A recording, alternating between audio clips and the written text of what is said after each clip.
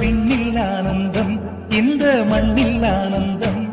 அடிபூமி பந்தை முட்டி வந்த புல்லில் ஆனந்தம், வெயிலின் சுத்தம் ஆனந்தம், மழையின் சத்தம் ஆனந்தம்,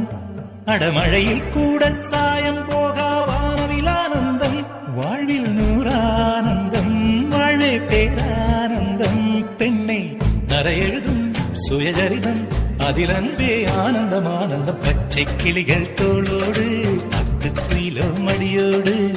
பூலோகம் ஆனந்தத்தின் எல்லை, இந்த பூமிக்கு கண்ணீர் சொந்தமில்லை.